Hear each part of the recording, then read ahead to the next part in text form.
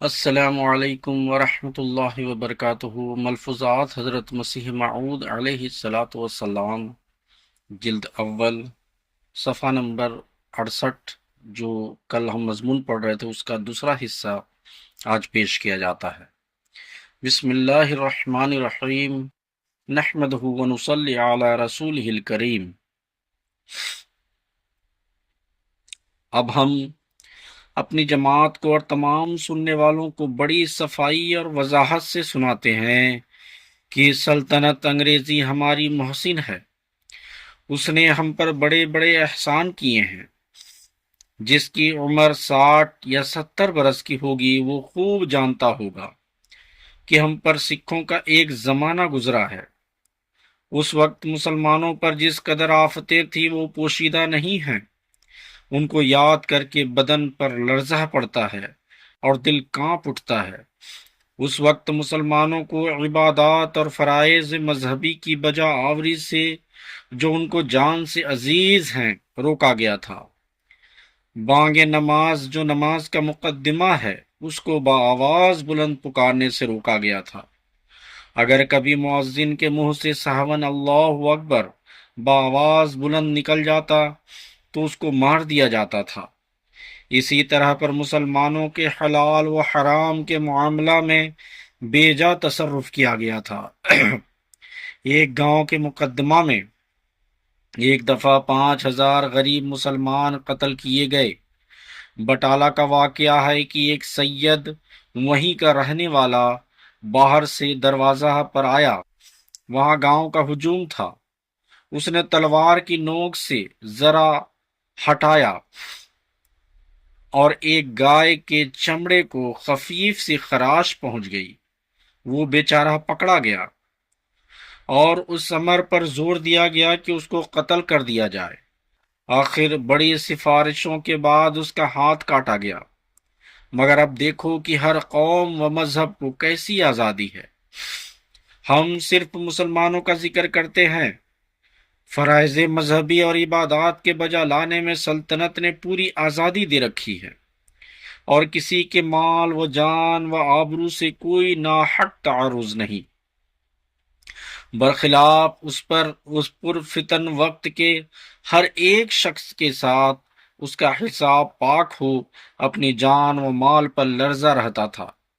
اب اگر کوئی خود اپنا چلن خراب کر لے اور اپنی بے اندامی اور از نگاب جرائم سے خود مستوجب عقوبت ٹھہر جائے تو اور بات ہے، یا خود ہی سوء اعتقاد اور مغفلت کی وجہ سے عبادت میں کوتاہی کرے تو جدا امر ہے، لیکن گورنمنٹ کی طرف سے ہر طرح کی پوری آزادی ہے۔ اس وقت جس قدر عابد بننا چاہو بنو، کوئی روک نہیں۔ گورنمنٹ خود معابد مذہبوں کی حرمت کرتی ہے اور ان کی حرمت وغیرہ پر ہزاروں روپیہ خرچ کر دیتی ہے۔ سکھوں کے زمانہ میں اس کے خلاف یہ حال تھا کہ مسجدوں میں بھنگ گھٹتی تھی اور گھوڑے بندھتے تھے، جس کا نمونہ خود یہاں قادیان میں موجود ہے، اور پنجاب کے بڑے بڑے شہروں میں اس کے نمونے ملیں گے۔ لاہور میں آج تک کئی مسجدیں سکھوں کے قبضہ میں ہیں۔ آج اس کے مقابل پر گورنمنٹ انگلیشیا اور بزرگ مکانوں کی ہر قسم کی واجب عزت کرتی ہے اور مذہبی مکانات کی تکریم اپنے فرائض میں سے سمجھتی ہے، جیسا کہ انہی دونوں حضور وائس رائے لارڈ کرزن صاحب بہادر بالمقابہ نے دہلی کی جامع مسجد میں جوتا پہن کو جانے کی مخالفت اپنی عملی حالت سے ثابت کر دینے اور قابل اعتقاد نمونہ بادشاہان اخلاق فاضلہ کا دیا، اور ان کی ان تقریروں سے جو وقتاً فوقتاً انہوں نے مختلف موقعوں پر کی ہیں، صاف معلوم ہوتا ہے کہ وہ مذہبی مکانات کی کیسی عزت کرتے ہیں۔ پھر دیکھو کہ گورنمنٹ نے کہیں منادات نہیں کی کہ کوئی آواز بلند بانگ نہ دے یا روزہ نہ رکھے، بلکہ انہوں نے ہر قسم کی تغذیہ کے سامان مہیا کیے ہیں، جن کا سکھوں کے ذلیل زمانہ میں نام و نشان تک نہ تھا۔ برف، سوڈا اور واٹر، بسکٹ، ڈبل روٹی وغیرہ ہر قسم کی غذائیں بہم پہنچائیں اور ہر قسم کی سہولت دی ہے۔ یہ ایک ضمنی امداد ہے جو ان لوگوں سے ہمارے شعائر اسلام کو پہنچتی ہے۔ اب اگر کوئی خود روزہ نہ رکھے تو یہ اور بات ہے۔ افسوس کی بات ہے کہ مسلمان خود شریعت کی توہین کرتے ہیں۔ چنانچہ دیکھو، جنہوں نے ان دنوں روزے رکھے ہیں وہ کچھ دبلے نہیں ہو گئے، اور سہوے استخفاف کے ساتھ اس مہینہ کو گزارا ہے وہ کچھ موٹے نہیں ہو گئے۔ ان کا بھی وقت گزر گیا اور ان کا بھی زمانہ گزر گیا۔ جاڑے کے روزے تھے، صرف غذا کے اوقات کی ایک تبدیلی تھی، 7-8 بجے نہ کھائی، 4-5 بجے کھا لی۔ باوجود اس قدر رعایت کے پھر بھی بہتوں نے شعائر اللہ کی عظمت نہیں کی اور خدا تعالیٰ کے اس واجب التکریم مہمان ماہ رمضان کو بڑی حقارت سے دیکھا۔ اس قدر آسانی کے مہینوں میں رمضان کا آنا ایک قسم کا معیار تھا، اور مطیع و عاصی میں فرق کرنے کے لیے یہ روزے میزان کا حکم رکھتے تھے۔ خدا تعالیٰ کی طرف سے آسانی تھی۔ سلطنت نے ہر قسم کی آزادی دے رکھی ہے، طرح طرح کے پھل اور غذائیں میسر آتی ہیں، کوئی آسائش و آرام کا سامان نہیں جو آج مہیا نہ ہو سکتا ہو۔ بائیں ہمہ جو پرواہ نہیں کی گئی، اس کی کیا وجہ ہے کہ دلوں میں خدا پر ایمان نہیں رہا۔ افسوس، خدا کا ایک ادنا بھنگی کے برابر بھی لحاظ نہیں کیا جاتا۔ گویا یہ خیال ہے کہ خدا سے کبھی واسطہ نہ ہوگا اور نہ اس سے کبھی پالا پڑے گا، اور اس کی عدالت کے سامنے جانا ہی نہیں۔ کاش منکر غور کریں اور سوچیں کہ کروڑوں سورجوں کی روشنی سے بھی بڑھ کر خدا تعالیٰ کی ہستی کے ثبوت ہیں۔ افسوس کی جگہ ہے کہ ایک برتر کو دیکھ کر یقینی طور پر سمجھ لیا جاتا ہے کہ اس کا کوئی بنانے والا ہے، مگر یہ کس قدر بدبختی ہے کہ خدا تعالیٰ کی بے انتہا مخلوق کو دیکھ کر بھی اس پر ایمان نہ ہو، یا ایسا ایمان ہو جو نہ ہونے میں داخل ہے۔ خدا تعالیٰ کی ہم پر بہت رحمتیں ہیں۔ از ان جملہ ایک یہ ہے کہ اس نے ہم کو جلتے ہوئے تنور سے نکالا۔ سکھوں کا زمانہ ایک آتشی تنور تھا، اور انگریزوں کا قدم رحمت و برکت کا قدم ہے۔ میں نے سنا ہے کہ جب اول انگریز آئے تو ہوشیار پور میں کسی مؤذن نے اونچی اذان کہی، چونکہ ابھی ابتدا تھی، اور ہندوؤں اور سکھوں کا خیال تھا کہ یہ بھی اونچی اذان کہنے سے روکیں گے، یا ان کی طرح اگر گائے کو کسی سے زخم لگ جائے تو اس کا ہاتھ کاٹیں گے۔ اس اونچی اذان کہنے والے مؤذن کو پکڑ لیا، ایک بڑا ہجوم ہو گیا اور ڈپٹی کمشنر کے سامنے وہ لایا گیا۔ بڑے بڑے رئیس مہاجن جمع ہوئے اور کہا، حضور، ہمارے آٹے بھرشٹ ہو گئے، ہمارے برتن ناپاک ہو گئے۔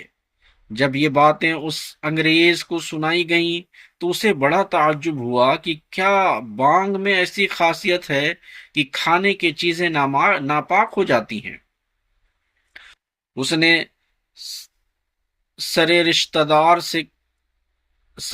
دار سے کہا کہ جب تک تجربہ نہ کیا جائے اس مقدمہ کو نہ کرنا چاہیے۔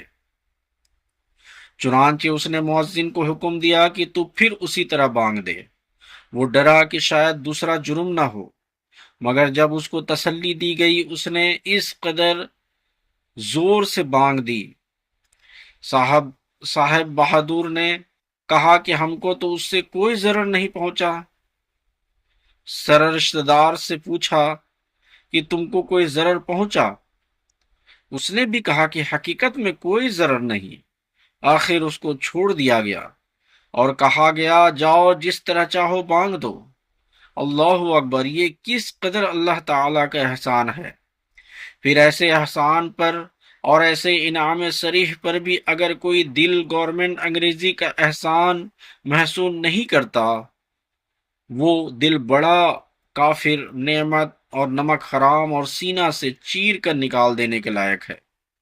خود ہمارے اس گاؤں میں جہاں ہماری مسجد ہے، کارداروں کی جگہ تھی، ہمارے بچپن کا زمانہ تھا، لیکن میں نے معتبر آدمیوں سے سنا ہے کہ جب انگریزی دخل ہو گیا تو چند روز تک وہی قانون رہا۔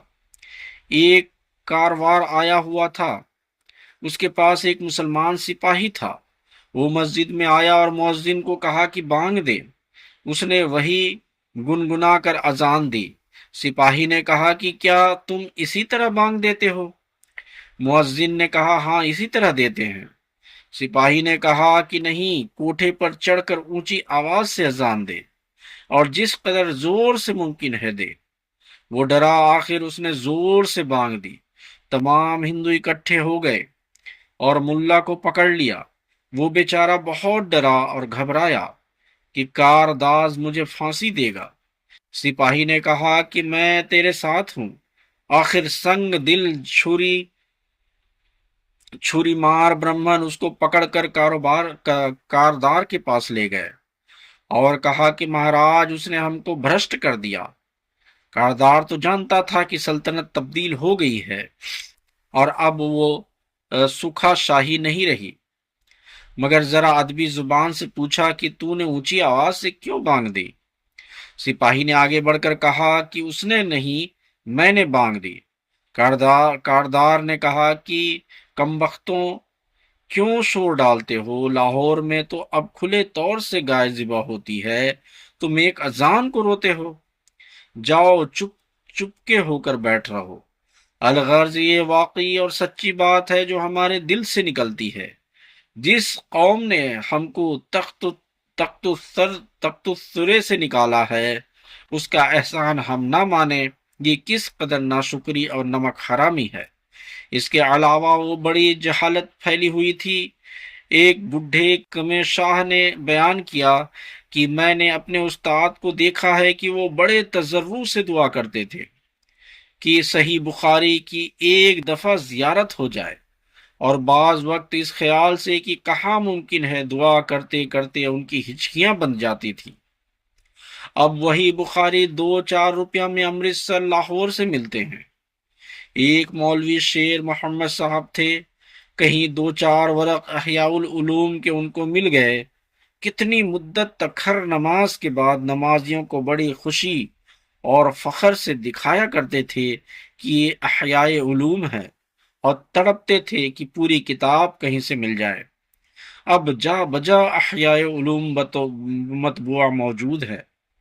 غرض انگریزی قدم کی برکت سے لوگوں کی دینی آنکھ بھی کھل گئی ہے، اور خدا تعالیٰ خوب جانتا ہے کہ اسی سلطنت کے ذریعے دین کی کس قدر اعانت ہوئی ہے، کہ کسی سلطنت میں ممکن ہی نہیں۔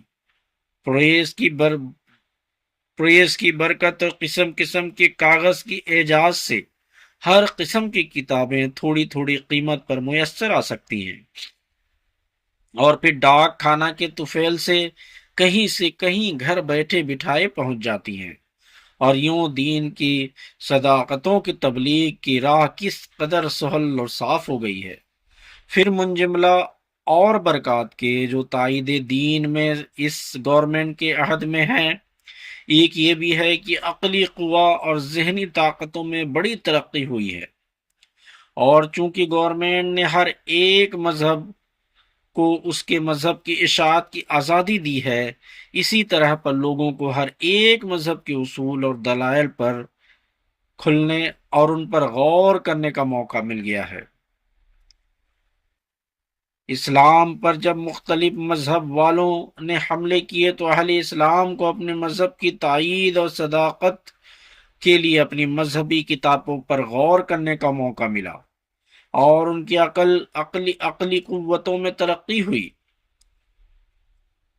قاعدہ کی بات ہے کہ جیسے جسمانی قوہ ریاضت کرنے سے بڑھتے ہیں، ایسا ہی روحانی قوہ بھی ریاضت سے نشو نما پاتے ہیں۔ جیسا گھوڑا چابک سوار کے نیچے آ کر درست ہوتا ہے، اسی طرح سے انگریزوں کے آنے سے مذہب کے اصولوں پر غور کرنے کا موقع ملا اور تدبر کرنے والوں کو استقامت اور استحکام مذہب حق میں زیادہ مل گیا، اور جس جس موقع پر قرآن کریم کے مخالفوں نے انگشت کر رکھی ہیں وہیں سے غور کرنے والوں کو ایک کنج معارف کا ملا، اور اس آزادی کی وجہ سے علم و کلام نے معتبر ترقی کی، اور وہ مخصوصاً اس جگہ ہوئی ہے۔ اب اگر روم یا شام کا رہنے والا خواہ کیسا ہی عالم و فاضل کیوں نہ ہو جائے تو وہ عیسائیوں کے یا آریوں کے اعتراض کا کافی جواب نہ دے سکے گا، کیونکہ اس کو ایسی آزادی اور وسعت کے ساتھ مختلف مذاہب کے اصولوں کو موازنہ کرنے کا موقع نہیں ملا۔ غرض جیسے جسمانی طور پر گورنمنٹ انگلیشیا سے ملک میں امن ہوا، ایسے ہی روحانی امن بھی پوری طرح کھلا پھیلا، چونکہ ہمارا تعلق دینی اور روحانی باتوں سے ہے، اس لیے ہم زیادہ تر ان امور کا ذکر کریں گے جو فرائض مذہب کے ادا کرنے میں گورنمنٹ کی طرف سے ہم کو بطور احسان ملے ہیں۔ بس یاد رکھنا چاہیے کہ انسان پوری آزادی اور اطمینان کے ساتھ عبادات کو تبھی بجا لاتا ہے کہ اس میں 4 شرطیں موجود ہوں، اور وہ یہ ہیں۔ انشاءاللہ باقی وہ شرائط ہم کل پڑھیں گے۔ آج کے لیے اتنا ہی۔ السلام علیکم ورحمۃ اللہ وبرکاتہ۔ اللہم صلی علی محمد وعلی آل محمد کما صلیت علی ابراہیم وعلی آل ابراہیم انک حمید مجید۔ اللہم بارک علی محمد وعلی آل محمد کما بارکت علی ابراہیم وعلی آل ابراہیم انک حمید مجید۔